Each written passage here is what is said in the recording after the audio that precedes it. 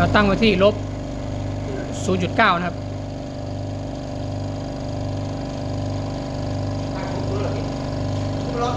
บอกตั้งในโอ้ยฮอตเก่าๆแล้วอันนี้มันเอาเซฟไปก่อนอันนี้มันมอเตอร์ 1,600 วัตต์นะครับลบ 93 kPa รอบ 1,440 rpm 300 ลิตรต่อนาที 69 เดซิเบลเสียงของมันผ่านดูดแต่ว่ามันตัวเลขมันไม่ตกนะมันประมาณนี้แหละค่อยๆซึมออกตรงข้อต่อสายประมาณนี้แหละครับแต่ว่ามันจะไม่รั่วไง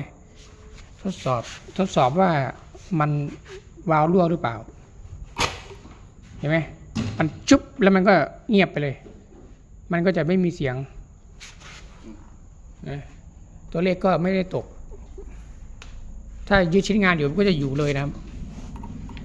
ปิดไว้อันนี้แบบช่อง2เห็นไหมช่อง3ช่อง4ไม่มีรั่ว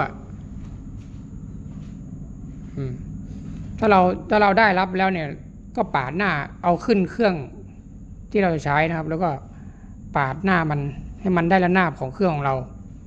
เสร็จแล้วเนี่ยแล้วก็เอาซิลิโคนติดลอกกาวออกแล้วก็ติดนะครับก็ใช้งานได้เลย